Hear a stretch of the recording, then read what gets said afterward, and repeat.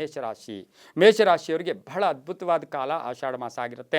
ಕೆಲಸ ಕಾರ್ಯಗಳಲ್ಲಿ ಜಯ ಆಗುತ್ತೆ, ಆಕಸ್ಮಿಕ ಧನಲಾಭ ಇರತಕ್ಕಂಥದ್ದು, ಹಾಗೆ ತುಂಬ ದಿವಸಗಳಿಂದ ಕಾಯ್ತಾ ಇರತಕ್ಕಂಥ ಕೆಲಸಗಳಲ್ಲಿ ಪರಿಪೂರ್ಣ ಆಗ್ತಕ್ಕಂಥ ಯೋಗ ಕೂಡ ಆಗುತ್ತೆ. ಸಂಪತ್ತು ಸಂಗ್ರಹ ಅಂತ ಹೇಳುತ್ತೆ.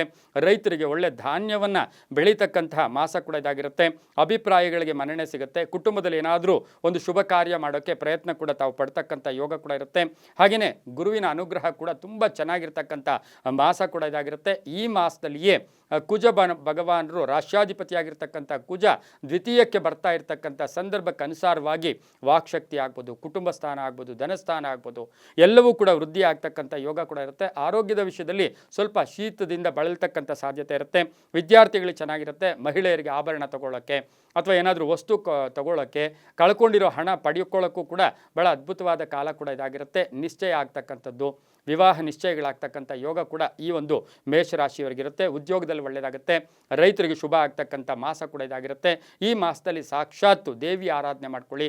ಸಪ್ತ ಮಾತೃಕೆಯರಲ್ಲಿ ವಾರಾಹಿಯನ್ನು ಆರಾಧನೆ ಮಾಡ್ಕೊಂಡಿದ್ದಾದರೆ ಬಹಳ ಅದ್ಭುತವಾಗಿರುತ್ತೆ. ಅದ್ರ ಜೊತೆಗೆ ತೊಗರಿ ಬೇಳೆಯಿಂದ ಮಾಡಿದಂಥ ಪದಾರ್ಥಗಳನ್ನು ದಾನ ಮಾಡ್ಕೊಳ್ಳಿ. ವಿದ್ಯಾರ್ಥಿಗಳಿಗೆ, ಯಾರು ವಿದ್ಯೆಯನ್ನು ಅರ್ಚನೆ ಮಾಡ್ತಾ ಇರ್ತಾರೆ, ಪುಟ್ಟ ಮಕ್ಕಳಿರ್ತಾರೆ, ಆ ಮಕ್ಕಳಿಗೆ ಪುಸ್ತಕ ಇರ್ಬೋದು, ಬಟ್ಟೆ ಇರ್ಬೋದು, ಅವರನ್ನು ಮನಸ್ತೃಪ್ತಿಯನ್ನು ಪಡಿಸಿದ್ದೆ ಆದರೆ ತುಂಬಾ ಒಳ್ಳೆಯದಾಗ್ತಕ್ಕಂಥದ್ದು. ಮಂಗಳವಾರ ಈ ಒಂದು ಮೇಷರಾಶಿಯವರು ಮಂಗಳವಾರ ಈ ಮಾಸದಲ್ಲಿ ಬರ್ತಕ್ಕಂಥ ಪ್ರತಿ ಮಂಗಳವಾರವನ್ನು ಕೂಡ ಸುಬ್ರಹ್ಮಣ್ಯನ ದರ್ಶನ ಮಾಡಿಕೊಂಡು ಓಂ ಶರವಣ ಭವ ಈ ಮಂತ್ರವನ್ನು ಹೇಳ್ಕೊಂಡಿದ್ದೆ ಆದರೆ ತುಂಬ ಒಳ್ಳೆಯದಾಗುತ್ತೆ. 6 ಮತ್ತು 9 ತಮ್ಮ ಅದೃಷ್ಟ ಸಂಖ್ಯೆಗಳಾಗಿರುತ್ತೆ. ಪೂರ್ವ ಮತ್ತು ದಕ್ಷಿಣ ದಿಕ್ಕಿನ ಪ್ರಯಾಣಗಳು ಶುಭಕರವಾಗಿರುತ್ತೆ.